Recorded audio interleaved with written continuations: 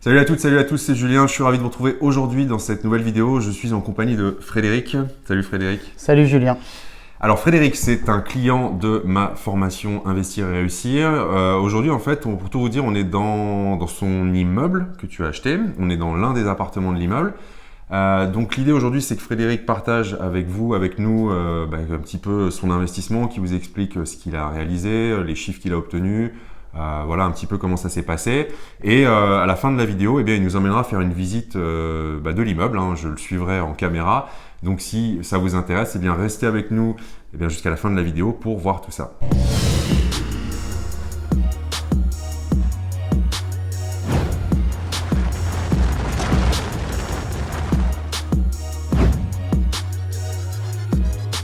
Première question Frédéric, est-ce que tu peux juste te présenter pour que les gens qui nous regardent puissent situer un petit peu qui tu es? Alors Frédéric, 47 ans.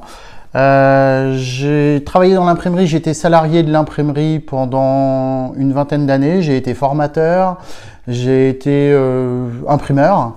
Et puis je suis arrivé à une phase où je voulais faire autre chose en parallèle. Donc j'ai commencé à investir il y a 20 ans à peu près.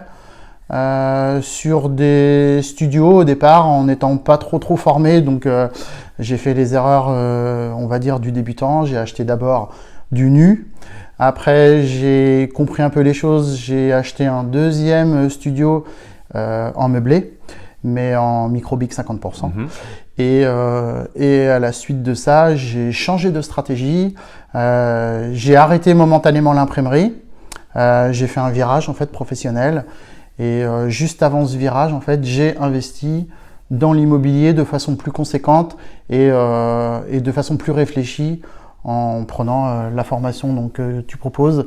Et du coup, en fait, tout est parti d'une réflexion sur la fiscalité où je me rendais compte que j'avais des problématiques que les autres n'avaient pas. Et je commençais à payer beaucoup d'impôts en n'ayant qu'un seul meublé, en fait.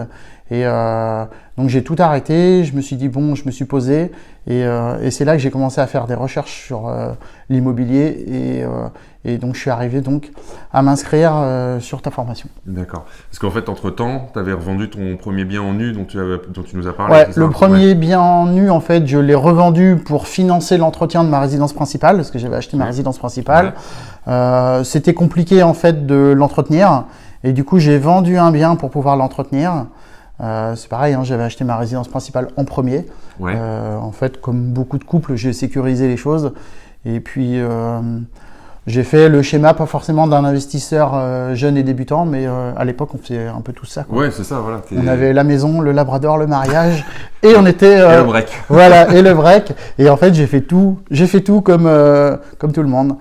Bon, et puis après, donc, j'ai changé un peu de stratégie. Ok. Donc, tu as suivi ma formation. Est-ce que tu peux nous dire dans quoi tu as investi exactement? Ouais. Alors, j'ai investi dans un immeuble de rapport. Mon idée, c'était aussi de ne plus avoir de syndic parce que j'avais des précédents qui n'étaient pas forcément intéressants avec les syndics. Ouais. Et puis, je voyais qu'on était souvent en conflit. Donc, je me suis dit immeuble de rapport avec... une stratégie qui était à définir, mais on en reparlera tout à l'heure, ouais. Mais justement que j'ai un petit peu modifié en fonction des premiers mois d'exploitation.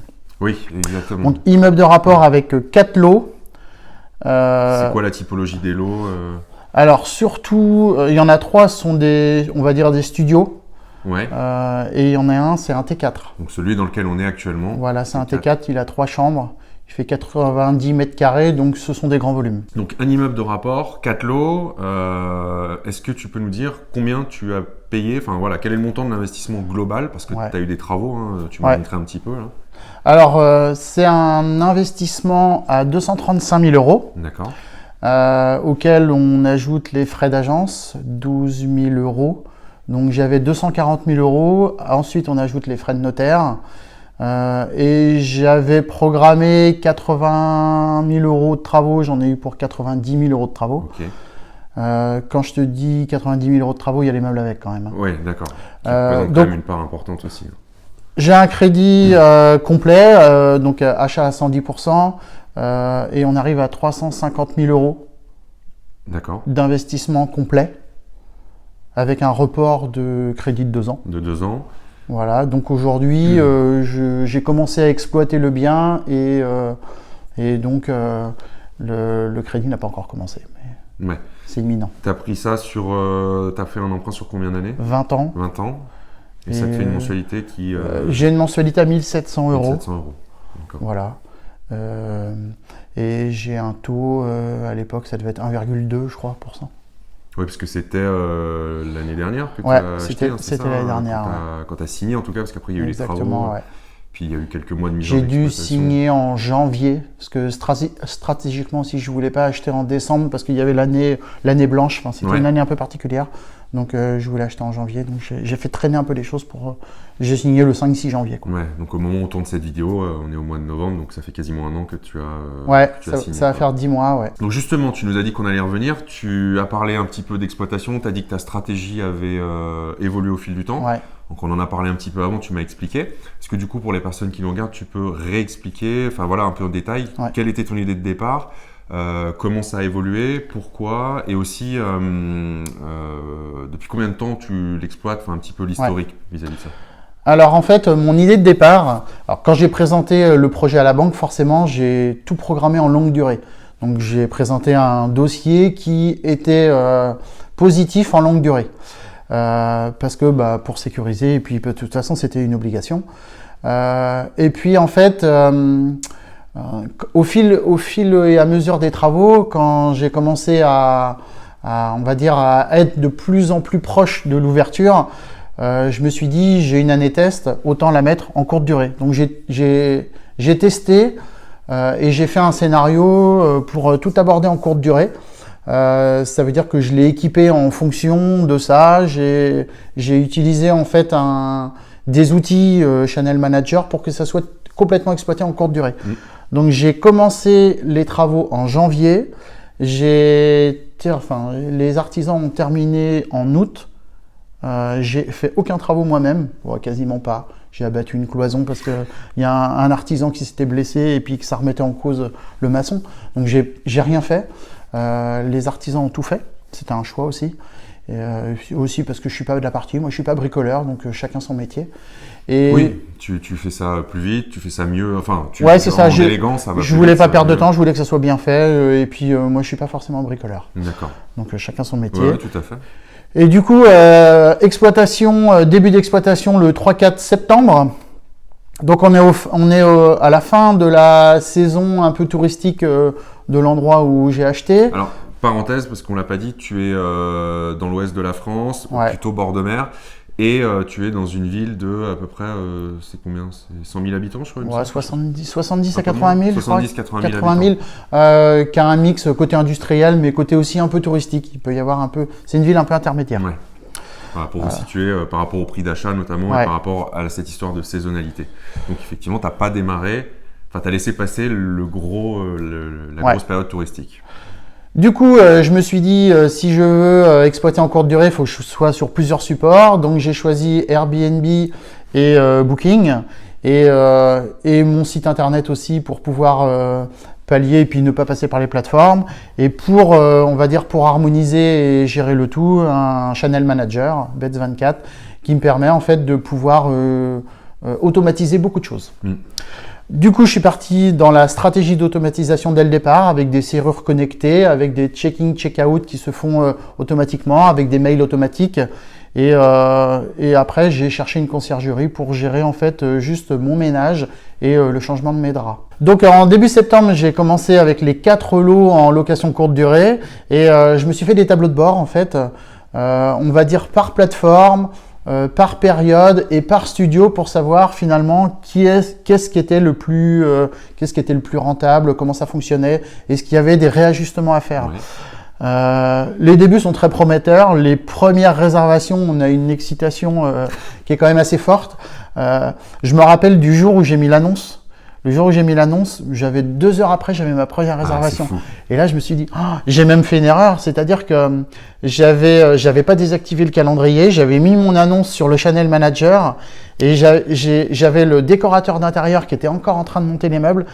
et j'ai ma première réservation. Et là, je me dis, je peux pas, quoi, je suis pas prêt. Et qu'est-ce que tu as fait du coup? Et bien, j'ai appelé le décorateur, il m'a dit, t'inquiète pas, ça sera prêt.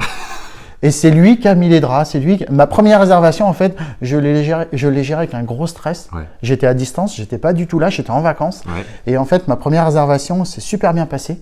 Mais j'avais pas prévu ça quand même. Ouais. J'avais pas prévu. Donc en fait, l'effet a été immédiat. Donc c'est là que je me suis dit, bon, bah très bien, le channel manager marche, le scénario marche, et puis c'est intéressant. Après, à l'usage, je me suis aperçu que mon grand volume, le T4, il est intéressant, mais j'avais pas les retombées que j'attendais. Oui.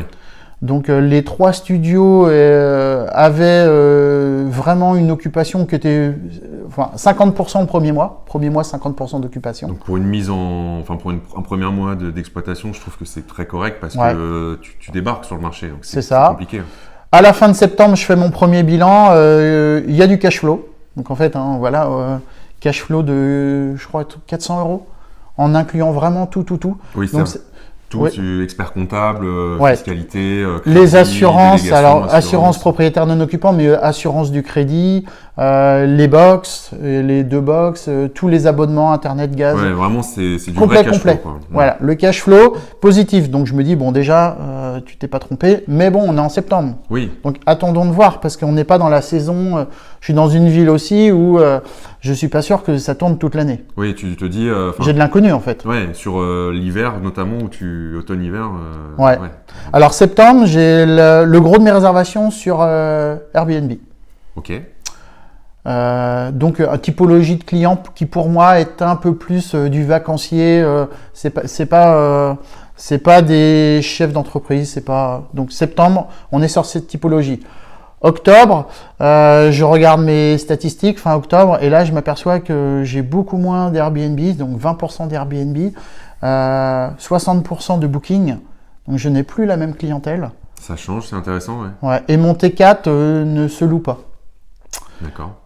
Malgré ça, parce que les petits ont un gros rendement, les petits appartements, en fait, on peut rebondir, c'est ça l'avantage. Et là, j'ai un cash flow qui est plus important qu'en septembre quand même.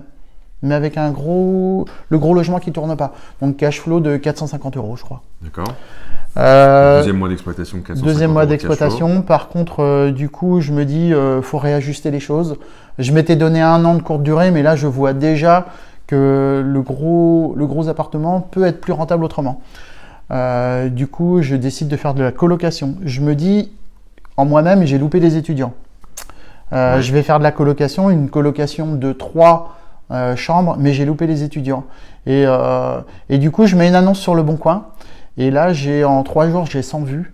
Et j'ai à peu près une quinzaine de mails à répondre avec des demandes de rendez-vous pour faire des visites. Ouais.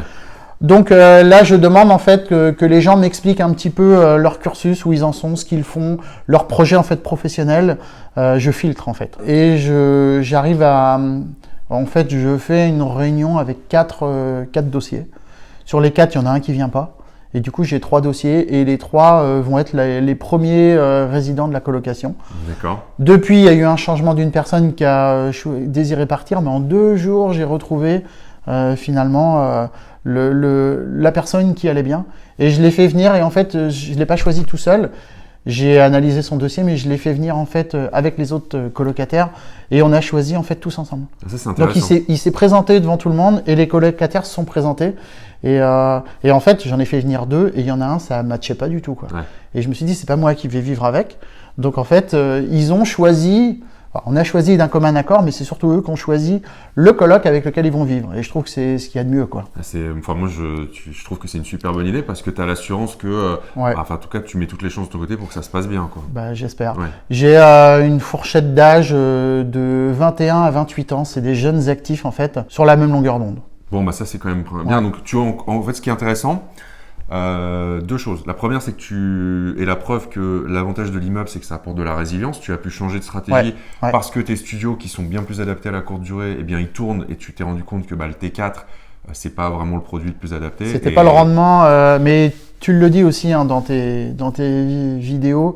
Oui. Le T4, c'est pas ce qui est le mieux adapté à la courte durée, enfin, du moins là où il est placé, quoi. Non, c'est sûr. Le meilleur, c'est le T2. Après, le T3 peut répondre à une certaine demande parce que Tu peux te différencier par 2 couchages de plus. Ouais. D'ailleurs, tu as vu juste avant qu'on tourne la vidéo, il y a une réservation qui est tombée sur le mien grâce à ça, parce qu'ils sont 6.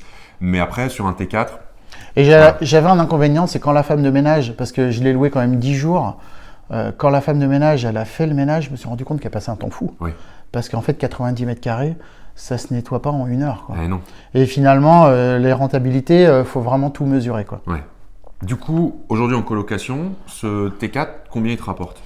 Alors, j'ai le chiffre d'affaires de novembre. Du coup, novembre, chiffre d'affaires 3600 €, cash flow 1200 €. Ouais. Avec un T4 que je loue 450 € la chambre. D'accord. Donc, je fais 450 € x 3. Et en fait, l'avantage de ça, ça me fait une rentrée fixe qui couvre pas mon crédit, mais quasiment mon crédit. Donc en fait, derrière, j'ai une sacrée soupape avec les autres. J'ai mes 3 curseurs des autres qui m'apportent en fait le levier que j'ai besoin, quoi. Donc ça. éventuellement, si j'ai des mois un peu creux, eh ben j'aurai toujours cette valeur qui elle, du coup, est quasiment sûre, quoi. Ça, c'est très intéressant. Tu as sécurisé en grande partie grâce à ta coloc qui est à l'année où tu as une visibilité. Ta courte durée, même si tu as des mois creux, je pense que les 300 € restants, enfin c'est sûr que tu vas les faire, il n'y a aucun doute sur 3 studios. Puis vous allez les voir après les studios, mais ils sont quand même hyper chouettes. Tu es bien placé, ils sont très qualitatifs. Et même si un jour tu devais les rebasculer en location longue durée, sans problème, tu y serais, quoi. Donc non, c'est périn. Par contre, octobre-novembre, j'ai plus la même clientèle. Donc en fait, j'ai vraiment une saisonnalité et il faut vraiment que je m'adapte à ça.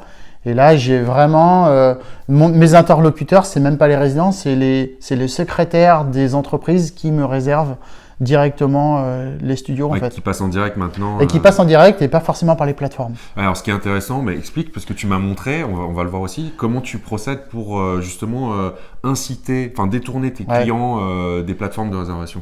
Donc au départ, en fait, mois de septembre, 0% en direct. Donc je me suis dit, j'arrive pas en fait à capter les gens. Normal, je suis pas connu. Alors j'ai bien l'office du tourisme dans lequel je suis référencé, mais c'est quand même, je suis parmi les autres en fait. Oui. Donc en fait, j'ai dans la coloc, j'ai mis des QR codes. Alors j'ai fait un site internet, mais Beds24 en fait le propose. Donc sur Beds24, en fait, quand vous prenez le Channel Manager, vous pouvez automatiquement gérer votre site qui est personnalisable. Donc je l'ai fait avec mon terminal de paiement automatique. Donc ça veut dire que j'ai ma solution clé en main. Grâce à mon Channel Manager, et du coup en fait j'ai généré en fait un QR code qui renvoie vers mon site internet et je l'ai affiché dans chaque studio. En fait, on peut voir les 4 appartements. Ça permet aussi pour les gens curieux de se dire tiens, j'aimerais bien voir ce qu'il y a derrière cette porte là. Donc en fait, vous pouvez dans l'appartement aller scanner les 4 QR codes, aller visiter virtuellement les 4 appartements et les réserver. Et en fait, je me suis dit, bon, on verra si ça mord. Et en fait, deuxième mois, 26% de réservation en direct. Et troisième mois, 70% en direct. C'est fou. Ça veut dire que là, on a croisé tout à l'heure les résidents du Studio 3 qui ont réservé 2 jours. Et puis après, ils ont poussé de 10 jours. Ouais. Donc, ils ont été directement grâce finalement au lien. Ils ont directement été cherchés et les secrétaires maintenant des grosses entreprises ont mon contact en direct et ne passent plus sur Airbnb ou Booking. Et c'est ça qui est génial, c'est que tu vas voir, en plus ça fait que 3 mois, c'est-à-dire c'est pas beaucoup. Hein. Ouais. Tu vas voir que tu vas en avoir de plus en plus, surtout sur une clientèle pro qui est récurrente. Du réseau, ouais. Ça va être du réseau, tu le constates, plein de clients le constatent, je l'ai constaté aussi. Et là, tu shootes d'emblée les 17% de commission de Booking. Il faut juste être prêt en fait à avoir vraiment son terminal de paiement. Il faut être opérationnel de suite parce qu'effectivement derrière les gens veulent être sécurisés. Ouais. Donc il faut avoir mis sa petite stratégie en amont. Donc ça m'a pris un peu de temps moi à faire tous les réglages, mais ça se fait bien. Hein. Oui. J'ai réussi donc. La courte durée, c'est vrai que la crainte de beaucoup de personnes, on va en parler après du temps que ça te prend, mais c'est de devoir y passer des heures et des heures. Moi, ce que je dis toujours, c'est que c'est du temps, c'est vrai, au démarrage, parce que tu mets les choses en place et tu crées quand même un mini business, donc c'est important. Oui. Mais qu'une fois que c'est paramétré, après c'est de la bonne routine, quoi. C'est de l'entretien. Ouais, c'est ça. Aujourd'hui, je passe peut-être 2 heures par semaine. Ouais. En fait, mon temps, quand je te dis 2 heures, c'est parce que je génère des tableaux de bord. Je suis pas obligé, en fait. Mais je fonctionne ça comme un chef d'entreprise. En fait, je fonctionne comme un chef d'entreprise où je prends mes différents studios, je regarde mes rentabilités, je vois ce que je peux offrir comme service en plus, je réajuste, mais je pourrais ne pas le faire. Bien sûr. D'un autre côté, en fait, ça me permet, déjà, moi j'aime bien. Donc je m'éclate en fait Ça, à le faire. Et puis ça me permet évidemment de bouger un peu mes stratégies et puis de revoir un petit peu les méthodes. Je m'y rends une fois par semaine, mais je suis pas obligé là non plus. Ouais. En fait, j'y vais parce que j'associe l'utile à l'agréable. Donc, je me fais un petit. La ville est plutôt sympa, donc je me fais un footing. Je vais prendre une douche dans un de mes studios qui est libre, quand il y en a de libre. Sinon, je le fais pas. Et puis en fait, c'est ma petite soupape, moi. Ouais, c'est bien. Donc, ça me fait du bien, en fait. Ça, c'est le petit plus de la courte durée. C'est vrai que ça te permet d'allier l'utile à l'agréable en profitant un peu. Ouais, de rentrer se dire tiens, je rentre, je réajuste quelque chose, je répare.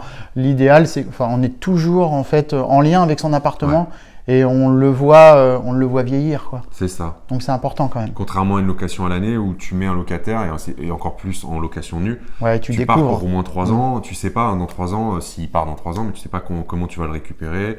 Peut-être tu as des bonnes surprises, des fois tu as des très mauvaises. Là, l'avantage, c'est que effectivement, tu le vois vieillir, mais il vieillit pas dans le même temps parce que tu réajustes immédiatement. Ouais. C'est entretenu par la femme de ménage et toi, quand tu vois quelque chose qui a changé ou remplacé, tout de suite, tu peux le faire. L'adaptes.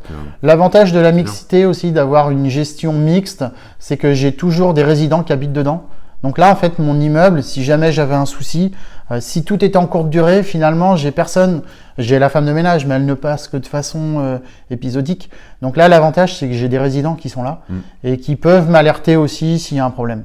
Ça, c'est très intéressant. C'est pour ça que c'est aussi puissant et que j'aime bien cette stratégie de mixer un peu les modes d'exploitation. Donc aujourd'hui, je m'étais dit, je pourrais aller plus loin. Je leur avais fait un bail où je leur avais dit juillet-août, je le récupère pour le mettre en location courte durée, mais je pense même pas que je vais le faire. De manière en fait à pouvoir être réglo avec eux. Ouais. Et puis aussi, j'ai ce grand T4, il est tellement dur à gérer parce que c'est pas facile à nettoyer tout ça. L'été, je vais avoir du sable partout.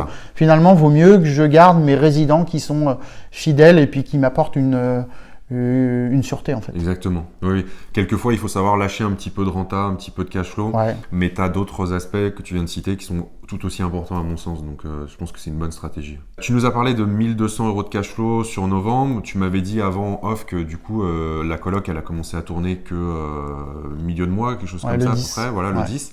Est-ce que tu as une idée du prévisionnel quand tu auras donc ta colocation sur des mois pleins et que tes studios, parce que là tu es à peu près à 60% d'occupation, raisonnablement je pense que tu vas atteindre les 75% sans trop de difficulté quand tu seras vraiment, tu auras ton réseau, etc. Et puis je pense que tu pourras augmenter tes prix aussi parce que tu es en prix de démarrage. Est-ce que tu as un prévisionnel du cash flow à ce moment-là ? Oui, alors là je suis en période, moi j'ai appelé ça basse saison. Parce que je sais très bien que dans la ville où on est, l'été, il y a beaucoup plus de demandes. Ouais. Et je pense que je peux arriver à 4 500 € de chiffre d'affaires, ce qui va me faire un cash flow en fait de pas loin de 2 000 €. Ouais. Et je dirais pas sans forcer, mais c'est atteignable.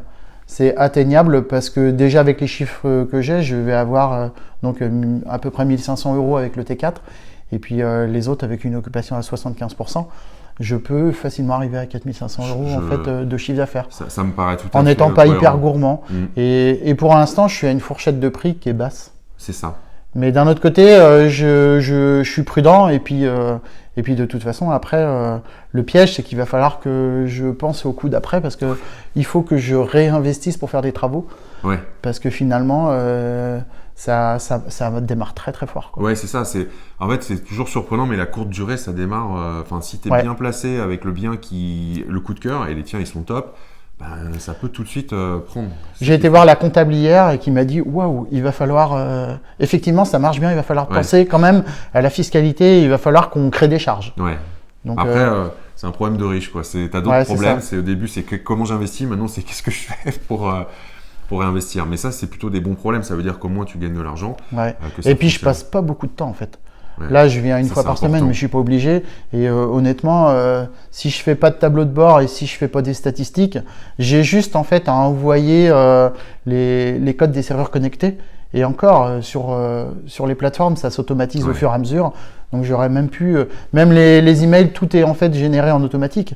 Donc finalement, moi, j'ai que du contrôle à distance. Ouais, parce que c'est ça qui est magique, quoi. C'est que tu Ouais. peux vraiment tout gérer. Et tu as encore une marge, je pense, de progression. Tu pourrais, comme moi j'ai fait, mettre des caméras dans tes communs. Tu pourrais, tu vois, Ouais, surveiller un peu. j'ai mais, pas voulu ça.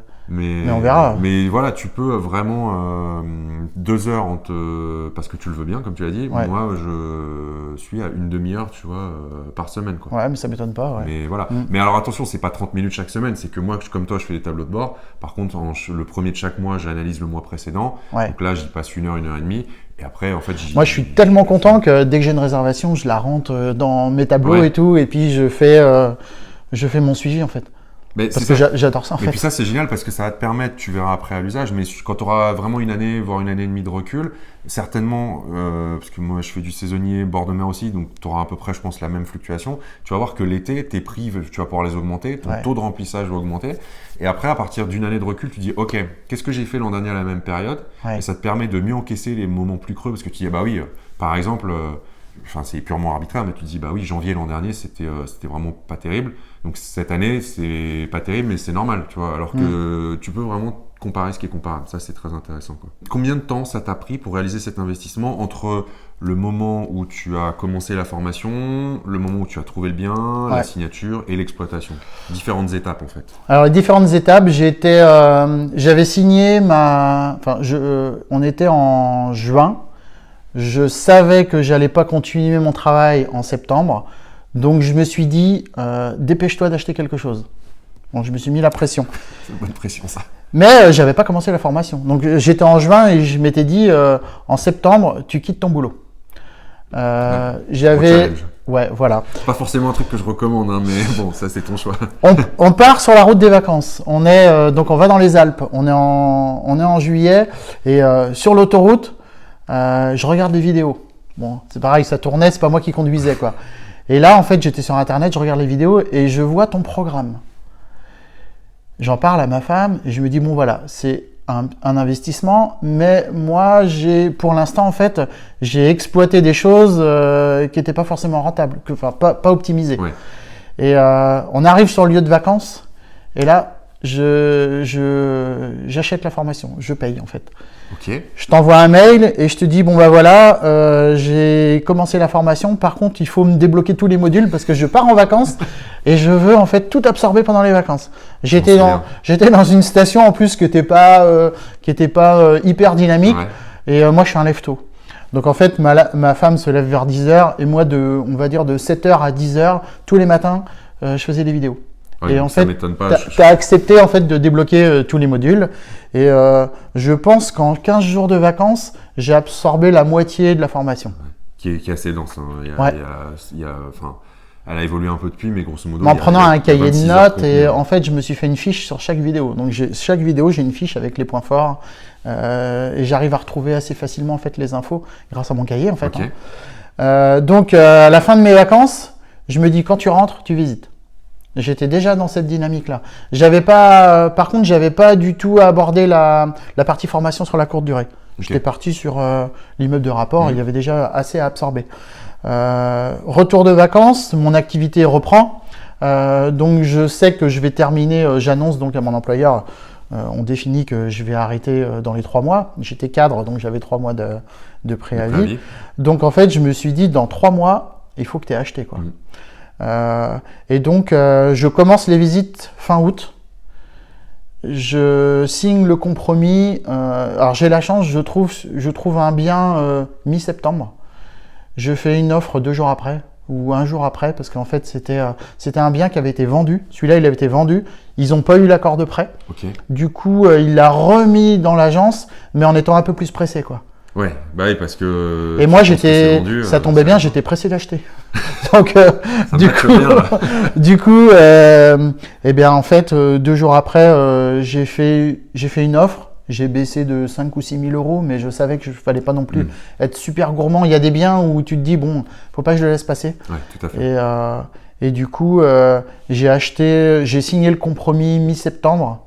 Et c'est là où j'ai fait traîner, octobre, novembre, décembre. Normalement, j'aurais dû signer la vente en décembre, mais j'ai volontairement poussé début janvier parce qu'il y avait l'année blanche et puis avec les travaux, il y avait des petites subtilités qui faisaient que valait mieux que ça soit en janvier. Ouais, tu voulais être tranquille de ce point de vue-là, ouais. Ok. Donc ça a été très tendu parce que la banque m'a demandé mes 3 derniers bulletins de salaire et je sais que sur le dernier, ça a été un peu compliqué parce que j'avais la rupture d'entreprise. Mais bon, ça s'est passé. Ok. C'est passé à la banque. Bon, ça, c'est plutôt une bonne chose, du coup. Donc ça a été rapide en fait. Ça veut dire qu'au moment où j'ai fini la formation et le moment où j'ai eu l'investissement, je dirais, j'ai terminé la formation à peine et j'ai investi 15 jours après. Ouais. J'étais vraiment, mais j'avais un degré d'urgence, moi, où il fallait que je. Alors après, j'aurais pas acheté tout et n'importe quoi dans l'urgence. C'est pas l'idée non plus, bien sûr. Hein. Mais je me suis dit, si tu trouves vraiment quelque chose, faut pas hésiter, quoi. Bah, ce qui est bien aussi, c'est que, après, tu vas peut-être confirmer ou pas, mais c'est que du coup, d'avoir suivi la formation, tu savais plus ou moins ce qu'il fallait. Ouais, j'étais conforté. T'as cadré tes visites, quoi. C'est pas. Oui, c'est ça. Ça veut dire qu'en fait, au départ, moi, quand j'investissais, je visitais tout et je perdais un temps fou. Et en fait, maintenant, j'utilise vraiment les outils. Et je ne visite que ce qui est vraiment intéressant. Et finalement, je perds pas mon temps à étudier. Parce qu'en plus, quand tu étudies, tu es dans l'euphorie, et puis ça retombe. Donc en fait, maintenant, je fais ça en amont et je fais pas forcément des visites en fait. Ouais, tu as la checklist des visites et les questions que tu peux poser aussi déjà à l'agent immobilier au téléphone qui permettent aussi de filtrer. Et puis je remplis systématiquement le tableau Excel. Et en fait, je vois ma rentabilité. Je regarde la zone, je regarde où c'est situé parce qu'en fait on achète un emplacement avant tout. Si déjà c'est pas bien placé, je continue pas parce qu'en fait je pense toujours à la revente. T'as raison. Je me dis toujours et si parce qu'il y a un petit côté prudent quand même la revente. Donc si moi j'estime que finalement c'est mal placé, je vais pas forcément. Alors ça dépend de ta stratégie et le public visé aussi. Bien sûr. Ça dépend ce que tu veux en faire. Et du coup, là, une fois que j'ai filtré ça, j'utilise le tableau Excel que tu nous fournis. Ouais. Et à partir de là, en fait, ça matchait bien, quoi. Ça matchait bien en longue durée. Oui. Et ce qui est important, ce que je dis toujours, c'est il faut avant tout que ce soit rentable en longue durée. Avant de songer à le basculer en courte durée. C'est pas l'inverse, c'est pas le bien n'est pas rentable, mais comme je vais faire de la courte durée, il va l'être. Non, ça c'est. La courte durée ne marchera pas partout en plus. En plus. Donc en fait, il faut être un peu prudent parce qu'il y a des fois, il y a peut-être déjà beaucoup d'offres. Oui. Moi à l'époque, il y avait des offres, mais sur des biens qui n'étaient pas très sexy, quoi. C'est ça. Donc en fait, je me suis dit, comme tu le dis dans ta formation, fais-le comme si tu voulais vivre dedans. Et d'ailleurs, mes filles cet été sont venues faire une fête ici parce qu'elles ont dit c'est chouette et tout. Avant de le mettre en courte durée, elles l'ont exploité elles avec les copains. Quoi. Elles ont dit c'est chouette et tout, on veut vivre dedans. Et du coup, j'ai fait comme si c'était pour moi avec décorateur d'intérieur et quelque chose de. Et ma femme m'a dit c'est même mieux que chez nous sur certains points. Tu sais que ça, tout le monde y a droit. C'est pas croyable. Tu es dans l'immobilier et c'est mieux que notre résidence principale. Pour moi, c'est plutôt un compliment, je trouve. Parce qu'au moins, ça veut dire qu'on se moque pas. On se moque pas en fait des clients qui viennent ici, quoi. C'est ça. J'ai visité d'autres biens dans cette ville où il y avait des marchands de sommeil et tout, et là je me dis non, moi c'est vraiment pas ça, quoi. Après c'est l'état d'esprit aussi que j'essaie d'inculquer dans la formation, c'est de proposer quelque chose de qualité, d'être fier en fait de ce que tu proposes. Hein. Et oui, tu as fait appel à Meublimo, c'est ça pour Meublimo pour la déco. Pour la déco. Hein. Et je suis vraiment pas déçu, quoi. Dans ma stratégie aussi, j'ai fait venir l'office du tourisme. Je me suis identifié à la mairie, donc j'ai un numéro d'agrément que je remets sur mes annonces booking. Et j'ai fait venir l'office du tourisme aussi. Et là, en fait, ils m'ont référencé sur leur site et ils ont été hyper surpris, en fait, agréablement surpris de la prestation en fait et de l'état en fait. Parce que souvent dans les villes moyennes comme là où tu es, comme tu l'as dit, il y a beaucoup de marchands de sommeil, il n'y a pas encore beaucoup de biens vraiment bien rénovés qui se démarquent, ouais. Et du coup ces personnes quand elles en visitent, c'est tellement rare qu'elles sont super surprises et elles vont tout faire en plus pour dynamiser, pour te mettre en avant parce que elles ont un besoin de dynamisme, de tourisme, donc ça m'étonne pas du tout. Du coup, si je récapitule, tu prends la formation en août, tu suis la formation en août, tu trouves le bien en septembre, tu signes le compromis. Pour des raisons personnelles que tu as expliquées, tu décales la signature en janvier, tu lances les travaux. Ouais. Avec un maître d'œuvre. Avec un maître d'œuvre, et tu commences à l'exploiter début septembre. C'est ça. Donc il s'est écoulé un an en fait entre ta décision, schématiquement, ta décision de dire ok, il faut que j'investisse et que je le fasse bien, et ça y est, ça tourne, on est bon. Voilà. Et encore, ça aurait pu être plus court, mais tu as volontairement un peu poussé, quoi. À distance, je suivais avec le maître d'œuvre Ouais. les travaux. Et Donc tu t'es pas déplacé tant de fois que ça sur site? non. Après, je me suis déplacé des fois par curiosité ou pour montrer aux artisans que j'étais là. Mais comme j'avais mis déjà les serrures connectées, en fait, et la première chose que j'ai mis, c'est les serrures connectées. Ça veut dire que j'ai pas eu à gérer des clés avec des artisans qui ouvraient pas, qui laissaient pas les clés. Et l'avantage aussi avec les serrures connectées, c'est que tu vois qui est rentré et quand. Ouais. Si jamais j'ai un souci sur un chantier, eh bien en fait je saurais. Et en plus, s'ils veulent venir, il y a des fois il y a des artisans qui m'ont dit est-ce qu'on peut venir un samedi après-midi? Moi ça me pose aucun souci, quoi. En fait tout était en travaux. Il n'y avait pas un des appartements qui était. J'ai pas exploité un appartement en courte durée avant. Tout était vraiment en travaux. Donc en fait, ça me posait aucun problème, au contraire. Tu nous as expliqué un petit peu le déclic que tu as eu sur la route des vacances. Du coup, on a un élément de réponse, mais moi j'ai envie de te demander déjà, est-ce que tu as hésité avant de prendre la formation? Pourquoi tu as voulu en prendre une? Qu'est-ce qui t'a fait sauter le pas? Et pourquoi la mienne plutôt qu'une autre finalement? Ouais. Alors en fait, ça a commencé, c'était lié à mon imposition. J'avais un appartement et cet appartement-là, je payais des impôts dessus. Il était géré en meublé, microbique 50%. Et là, j'ai fait comme tout le monde, j'ai été voir comment baisser sa fiscalité. Et là, je suis tombé sur beaucoup de sites qui me proposaient du Pinel. Donc je me suis dit, mais dans ma tête, je partais en vacances en me disant, je reviens, j'achète du Pinel. Ok. Donc j'étais vraiment parti sur une stratégie où il fallait baisser mon imposition et pourtant j'avais pas un taux marginal d'imposition de malade, mais j'ai fait comme tout le monde, j'ai tapé dans Google défiscaliser et les premiers sites qui arrivent, c'est le Pinel. Donc j'ai commencé à m'intéresser au Pinel et en fait au fur et à mesure des recherches, je suis tombé sur des vidéos dont les tiennes, qui expliquaient en fait les stratégies et le pourquoi il fallait pas forcément du Pinel et pourquoi le Pinel n'était pas forcément la solution adaptée. C'est peut-être adapté pour certaines personnes, mais pourquoi ça l'était pas. Donc moi j'ai commencé à me détacher du Pinel vraiment au départ de mes vacances en me disant c'est peut-être pas la solution. Et puis de toute façon, tu as déjà un meublé qui lui n'est pas en Pinel. Donc de toute façon, il y a celui-ci à gérer. Et en recherchant en fait sur Google, moteur de recherche, où j'ai fait meublé, je crois que j'ai fait immeuble, mais pas forcément plus d'infos que ça. Et bien en fait, assez vite, je suis tombé sur ta formation et j'ai été voir des vidéos et aussi les commentaires. Oui, d'accord. Après, il y en avait pléthore de formations. Oui. Oui, je suis pas le seul. Non, t'es pas le seul, mais du coup, j'ai regardé les vidéos et j'ai cherché des vidéos les plus pédagogiques possibles. Et en fait, j'ai assez bien aimé en fait les côtés courte durée des vidéos, mais très clairs. Donc ça me convenait. La pédagogie te correspondait en fait. Ouais, c'est ça. Ouais, c'est ça. Donc moi, j'avais besoin que ça soit clair, simple à comprendre. Et de manière à pouvoir le mettre en pratique en fait.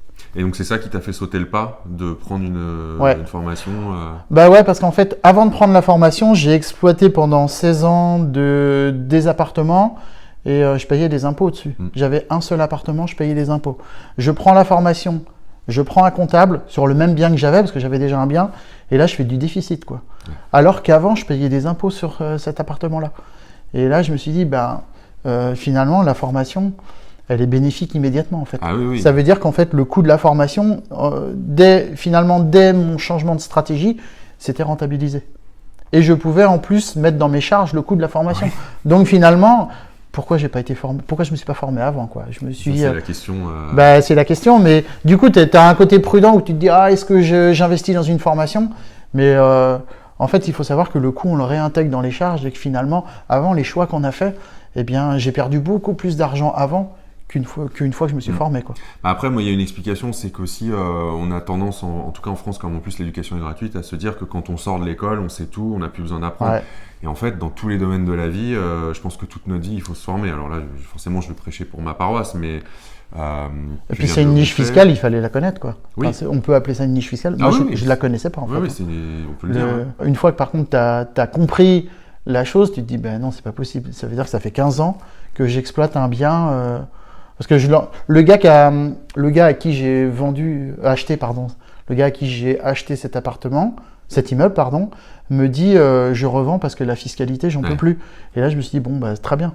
il n'a pas compris la stratégie en fait. Bah parce qu'il y a à l'ancienne, en plus, c'était vraiment, on faisait du nu, alors soit en nom propre, mais soit en SCI à l'IR, et donc dans les deux cas, on prend des impôts une fois qu'on n'a plus de charges à déduire, qu'on n'a plus d'emprunts, qui sont assez importants, quoi. Donc c'est sûr. Alors qu'il y a une stratégie. Donc en fait, ça m'est venu de là. Moi, ça m'est venu déjà de ma fiscalité, en me disant bon, voilà, comment je peux arriver à réguler les choses. Le Pinel, bon, je m'aperçois que c'est pas la bonne solution. Eh bien, alors j'ai regardé beaucoup de vidéos, mais je passe à peu près 5-6 heures par semaine à lire des livres sur l'immobilier, à lire des stratégies, à regarder des vidéos. En fait, je suis toujours en soif d'apprendre et puis d'adapter. Donc en fait, il faut jamais penser que on a vraiment la fiscalité, elle évolue, le marché du meublé, il évolue. On voit bien LMNP, LMP, et en fait, je suis toujours en veille technologique en fait. Ça c'est très important parce que au moins tu auras toujours un coup d'avance, tu vas pouvoir anticiper d'éventuels changements.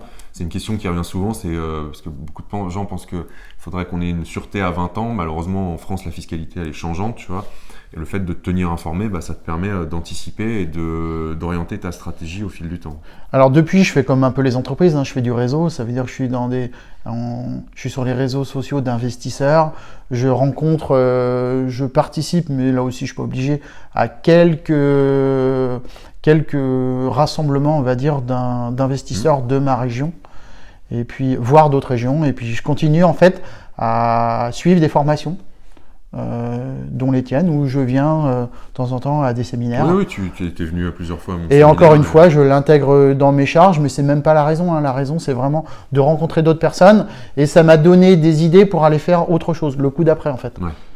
Où là, j'ai d'autres projets, et ça m'est venu en fait au fil des rencontres d'autres personnes. Mais en fait, c'est ça qui est intéressant et que moi j'adore. Tu as une idée de départ au moment où tu décides pour la première fois d'investir, et en fait tu sais jamais où ça va t'emmener. Elle n'est pas figée, ouais. Voilà. Elle n'est pas figée. Tu vas toute ta vie, ça va. Enfin, si tu. Je pensais pas faire de la courte durée, je pensais pas faire de la colocation. Du coup, hop, ça me fait faire un bail de colocation, et puis je me remets dans les vidéos où je me dis tiens, bail solidaire, bail non solidaire, et tu es toujours dans la recherche et d'informations pour faire pour adapter tes documents et ta stratégie à ton immeuble, quoi. Donc c'est chouette. Donc c'est chouette, ouais. Moi, donc, ça me plaît. Donc du coup, en fait, j'ai une demi-réponse, mais question suivante que je voulais te poser, c'est est-ce que tu regrettes de l'avoir fait, et qu'est-ce que ça a changé dans ta vie d'avoir fait cet investissement? Alors en fait, moi, j'avais vraiment un virage à prendre, le virage professionnel, et en fait, ça m'a vraiment permis de m'affranchir de mon métier d'avant. Ça veut dire que je quitte l'imprimerie et je ne veux pas retourner dans l'imprimerie. Et aujourd'hui, en fait, je bascule tout doucement, mais en douceur, vers un autre métier. J'ai la location meublée qui m'apporte pour l'instant une part de revenus. J'ai une autre source de revenus sur une autre activité en parallèle. Et aujourd'hui, en fait, comme j'ai on va dire cette aisance, j'ai toujours ma femme qui travaille, mais au moins j'ai ces apports-là, ça me permet de me dire, je vais imaginer en fait une autre activité en parallèle que je suis en train de construire, mais qui tourne autour de la location et du meublé, et qui va m'apporter aussi un complément en fait, un complément de salaire. Donc en fait, je suis en plein dans mon virage professionnel, et ce virage-là, il y a 1 an en arrière, je l'avais pas imaginé. Ouais, c'est ça qui est fou. Ça a été mon déclencheur, mais parce que ça m'attire et que j'aime ça en fait. C'est ça, c'est que tu es passionné, et tu m'expliquais sur la route, on va pas dire ce que c'est, mais que cet investissement immobilier et le fait que tu te sois spécialisé sur la courte durée automatisée t'ouvre aujourd'hui une porte des perspectives, ouais. Dans ce domaine-là que, comme tu viens de dire, tu n'aurais même pas imaginé. J'ai une proposition, effectivement, je vais créer une structure sur un des aspects de la location courte durée. Et j'aurais pas imaginé ça il y a 1 an, quoi. Ouais, c'est ça qui est fou. C'est un rêve éveillé, quoi. c'est chouette parce que du coup, ça m'apporte des perspectives que j'avais pas, quoi. C'est ça. Quand je dis souvent que ça vous permet de changer de vie l'immobilier, c'est pas juste de se dire je vais quitter mon boulot et je vais me dorer la pilule sous les cocotiers, parce que c'est pas le cas de tout le monde, et la preuve, t'as encore une activité à côté, plus cette nouvelle qui arrive. Puis moi, j'ai commencé vraiment avec un salaire de base, Ça veut dire que j'ai un CAP à la base, et j'étais derrière une machine sur une chaîne de production, quoi. Ouais. Après, j'ai évolué dans l'entreprise, et puis j'ai été prof pendant un laps de temps. On a une petite histoire en commun d'ailleurs à ce sujet, puisque tu m'as dit que tu étais passé par la même école que moi, dans l'imprimerie justement, l'école Estienne à Paris, quoi. On a la même école, et c'est aussi ça, quand j'ai vu ta formation et je me suis dit, on a la même école, il en est là où il en est, Oh, moi, je veux faire pareil. Je veux faire pareil. Et puis, je sais où il a été assis sur les mêmes bancs, les mêmes profs. Et je me dis, bah oui, c'est pas insurmontable, quoi. C'est à moi aussi de prendre en main mon avenir et puis de voir si je peux changer de vie, en fait. Est-ce que tu pourrais dire aux personnes qui hésitent à prendre la formation ou qui hésitent à se lancer dans l'immobilier tout court, un peu quel est le meilleur conseil que tu pourrais leur donner? Est-ce que tu leur conseilles d'y aller, de ne pas y aller? Est-ce que c'était facile ou tu vois, qu'est-ce que tu pourrais leur conseiller qui pourrait vraiment leur filer un coup de main précieux dans leur volonté d'investir? Alors moi, j'ai commencé tout seul, j'ai essayé tout seul. Tout seul, c'est pas que j'ai pas pu investir, mais c'est que j'ai pas fait les meilleurs choix. Donc s'entourer, se former, lire des livres, moi c'est ce qui m'a ouvert vraiment et ça m'a permis en fait de mieux optimiser. Je dis pas qu'avant j'ai fait des erreurs, j'ai fait pas forcément les bons choix. Donc se former et s'entourer et créer du réseau, ça m'a permis moi de m'ouvrir les yeux et de faire des meilleures stratégies, quoi. Donc sans la formation en fait j'en serais pas là. Donc clairement aujourd'hui je recommande de au moins mettre un pied dans la formation et de faire déjà les bons choix. Et puis après il faut se lancer, il faut pas hésiter. De toute façon il y a une part de risque, mais le risque, de toute façon, le banquier il va le mesurer aussi, hein. Oui. Donc à un moment donné, si votre dossier il tient la route, le risque il est minime. Il faut juste que vous achetiez des biens au bon prix. Ne pas se dire il faut que j'achète vite, il faut que ça soit à un prix, peu importe. Il faut acheter des biens en ayant dans l'esprit qu'on peut les revendre au bon prix. Il faut prendre son temps en fait, parce qu'aujourd'hui on a des villes qui ont explosé. Et moi, j'investis pas dans les grosses villes où je sais que la rentabilité elle y est pas. Mais ça dépend aussi de sa stratégie. Si on veut faire du patrimoine, peut-être que c'est valable. Mais moi, mon idée c'était de faire du cash flow en fait, assez rapidement. Oui, tu as expliqué ton histoire, donc effectivement. Donc du coup, il fallait que j'ai des villes qui soient attractives où j'achète pas des choses forcément trop chères, quoi. Ok. Est-ce que tu veux rajouter quelque chose avant qu'on termine cette interview pour les personnes qui nous regardent ou... Ouais, alors aujourd'hui j'ai un immeuble de rapport. J'aimerais bien en fait en avoir un autre. Et donc aujourd'hui je suis en train de regarder une ville pas trop loin de chez moi, attractive, qui me permettrait en fait de pouvoir continuer le processus en fait, hein. J'ai la chance d'avoir ma femme qui me soutient. Ça, c'est très important. Et qui me dit vas-y, je te fais confiance. Alors bon, ça a le côté un peu dangereux où tu te dis bon, de toute façon, elle me dira jamais non. Ouais. Donc ça veut dire que derrière, pas de garde-fou. Ouais, voilà, il faut pas que je prenne. Et il faut aussi, dans ma stratégie aussi, ce que je fais moi, si jamais il m'arrivait un souci, il faut qu'elle puisse rebondir sans souci. Donc je sais très bien que, et c'est ce que je lui ai dit, si jamais il m'arrive un problème, tu peux tout passer en longue durée, c'est des choses qui sont faciles à gérer. T'arrêtes la courte durée parce que le côté channel manager, ça demande quand même une organisation. Oui, ça sera peut-être pas son truc. En fait, j'ai un plan B où elle met tout en longue durée et ça sera bénéfique. Tout à fait. Donc, moi, je vous encourage en fait à visiter, faire des recherches et puis continuer à investir, quoi.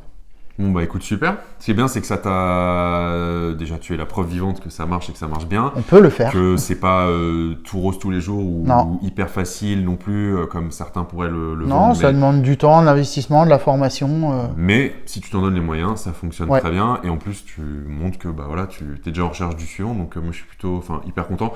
D'autant plus que comme on est passé par les mêmes bancs, comme tu dis, il y a un petit côté...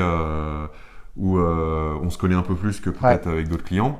C'est pour ça aussi que ça me tenait à cœur de venir voir ton immeuble. Donc on va vous le montrer tout de suite. Si vous avez aimé la vidéo, vous pouvez cliquer sur le pouce ou surtout sur le bouton s'abonner. C'est hyper important, comme ça vous serez informé dès qu'il y aura une nouvelle vidéo qui sera publiée. Et on vous emmène tout de suite, du coup, visiter ton immeuble en détail. Merci. Merci. Donc là, on arrive dans le T4. Donc on rentre par la porte principale avec une serrure connectée en fait. Donc c'est la serrure connectée. Ça c'est le verrou connecté chez Igloo. Hein. Ouais, on verra les autres modèles après. Ok. T'as tout équipé en Igloo en fait dans l'immeuble pour gérer à distance. Ça va se faire automatiquement. Ouais, c'est top. Donc là on arrive dans la pièce de vie qui fait 45 mètres carrés. En fait on a salon, séjour et cuisine en traversant en fait. Hein. Donc on a la partie rue ici et la partie cour qu'on verra après. Ouais. On peut se diriger vers la cuisine. La cuisine, en fait, j'ai fait le choix de la relooker parce que il y avait déjà beaucoup de travaux et puis qu'il faut faire des choix en fait et des coupes. Donc en fait, elle a été repeinte, style Damido quoi. Hein. Donc voilà, l'artisan me l'a repeinte. Oui, donc tu l'as pas fait toi-même. Je l'ai pas fait tu l'as moi-même. refaire. J'ai équipé avec four micro-ondes, lave-vaisselle, plaque gaz. Parce qu'ici, en fait, c'était chauffage avec une chaudière à gaz individuelle. Donc, en fait, j'ai gardé en fait ce qui existait parce qu'elle n'était pas si vieille. D'accord. Chauffage au gaz et plaque gaz, cuisson au gaz. On verra qu'ailleurs, j'ai fait d'autres choix. Ok. Et puis ici, il y a lave-linge, sèche-linge, buanderie, et puis un deuxième frigo de manière à pouvoir Ouais, avoir suffisamment de place en fait. Ok. En plus, on a de la chance, il fait beau aujourd'hui. C'est beau, ouais. Ok, donc là, si on se positionne dans l'autre sens, on retourne vers le séjour. Donc, on retourne vers le séjour. On a le salon. Avant, il y avait une cheminée. Donc, la cheminée, je l'ai supprimée parce que bon, il y avait un petit côté, un côté à risque. Ouais, donc c'est là où il y a le canapé, en fait, tu as supprimé la cheminée. C'est là où Il y avait une cheminée et j'ai fait remettre une corniche. c'est là où on a fait l'interview, du coup, hein, le canapé qui est là. La toilette, un toilette en bas. Ok. Ouais, ça fait... Je sais pas si vous voyez bien, mais en fait, ça fait vraiment une belle pièce de vie très grande et luminostatique. Ça faisait 45 mètres carrés, c'est ça à peu près? Du coup, donc là, on est en configuration où il y a des locataires qui sont dedans, il y a une colocation. Donc c'est pour ça en fait qu'on a des vêtements un petit peu partout. Hein. Ouais, les locataires sont... Enfin, il est occupé et... En fait, tout l'immeuble est occupé. Ok. Donc là, c'est un duplex.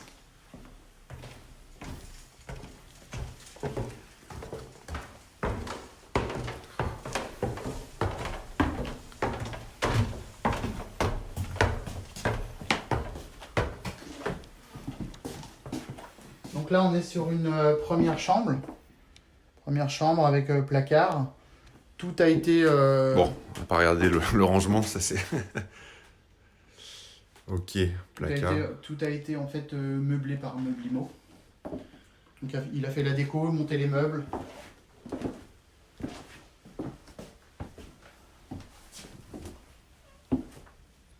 On a 3 chambres de un peu plus de 10 mètres carrés.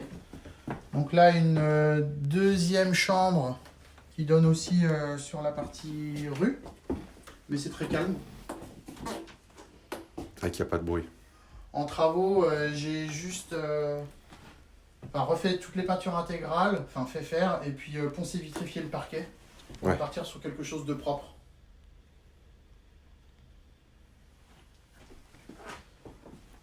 On a un second toilette à l'étage. La salle de bain. Donc tu n'as pas refait pour le coup, Non, tu me je disais... l'ai laissé tel quel.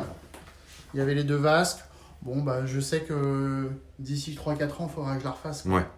Oui, après, c'est vrai que dans un choix stratégique, par rapport au montant des travaux... C'est vivable, mais il a fallu faire des coupes en fait. Il a fallu faire des coupes, ouais, tout à fait. En fait, il y avait, au niveau électrique, il y avait quand même pas grand chose aux normes, et là tout est aux normes. Et il y a déjà une grosse somme pour l'électricien, le plombier. C'est pareil, il n'y avait pas forcément des compteurs électriques pour tout le monde. Oui. Donc il y a eu un bon billet de travaux, en fait, il a fallu que je fasse des choix.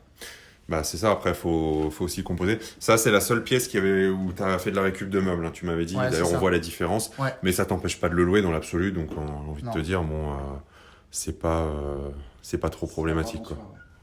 Ouais. Donc là, on arrive vers la cour extérieure. Donc c'est commun pour tout le monde. J'ai mis en fait des bacs avec des arbres pour pouvoir créer un espace là-bas qui est un peu plus tranquille.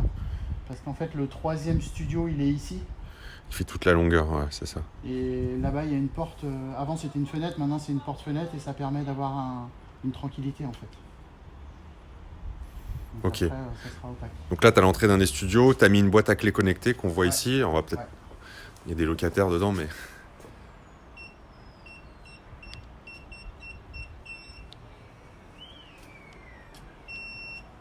Donc là, en fait, j'ai mis une petite explication parce Ouais. que j'ai eu quelques questions au départ. Et je me suis dit, s'il y a des questions, c'est que c'est pas suffisamment clair. Ouais, t'as bien Et, fait.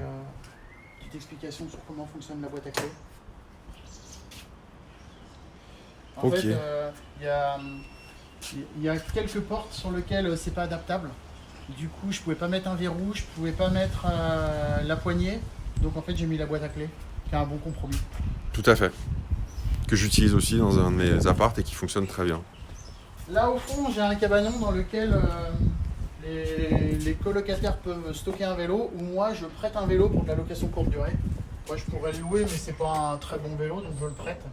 Et du coup, j'ai mis aussi un verrou connecté, parce que ça me permet en fait de pouvoir à distance donner un accès juste pour une personne, pour une seule fois si je veux. Donc tout est paramétrable. Je filme un peu les extérieurs vus d'ici. Voilà à quoi ressemble l'immeuble vu de derrière. Hop. Plus ça.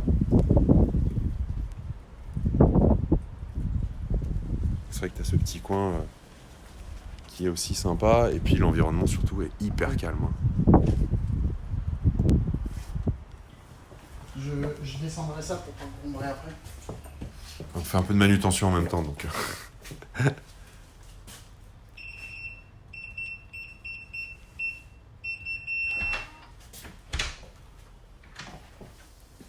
Donc là, pareil, verrou connecté Igloo Home. Ce qui est bien, c'est que tu as remis l'explication à l'entrée de la porte, quoi, à chaque fois. Ouais. Et donc ça, premier studio, enfin deuxième studio. Pardon, le premier, on l'a vu, on est passé devant tout à l'heure, mais il était occupé. Donc là, celui-là fait 16 mètres carrés. Et il est super bien optimisé parce que il paraît quand même plus grand. En fait, ça fait vraiment comme une belle chambre d'hôtel, quoi. J'ai mis des cuisines Mobalpa Ok. dans les 3 studios en fait. Le troisième studio qu'on n'a pas vu est un peu mieux équipé parce qu'il a la vaisselle, il a le four, il a le lave-linge.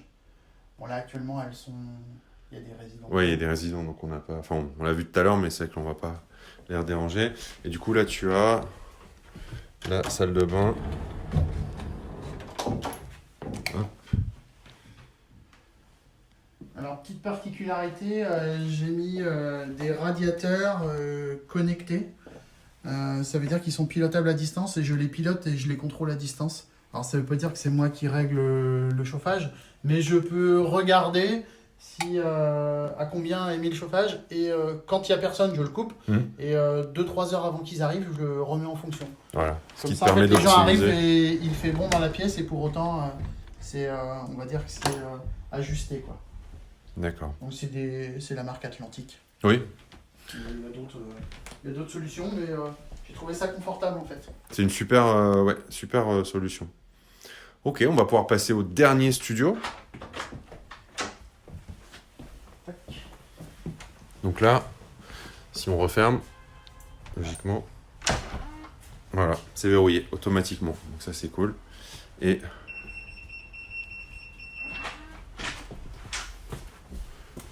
celui-là est très sympa. Tu m'as dit que c'était celui-là qui était le plus loué en fait. Ouais, on est à 90% ce mois-là. 90% de remplissage. D'occupation. C'est quand même énorme, quoi. Et c'est vrai qu'il a un côté... Et c'est pourtant le plus petit. Et en fait, quand je l'ai imaginé, avec le commercial de chez Mobalpa, il m'a dit, bah écoute, il est petit, mais on va apporter une valeur ajoutée sur la cuisine. Et il m'a généré un arrondi, beaucoup de placards. Et finalement, il plaît beaucoup. C'est vrai qu'il est très sympa. Alors peut-être qu'on se rendra moins compte sur la vidéo, mais c'est le plus petit et il est... Il n'y a pas de perte de place. Là, pour le coup, il y a 0 perte de place. Il a un cachet, en fait. Il a un truc... cet appartement. Et là... Alors que quand je l'ai acheté, il n'était pas beau à voir. Et là, pareil, on a la salle de bain. Donc, qui n'est pas effectivement grande, mais qui est hyper fonctionnelle.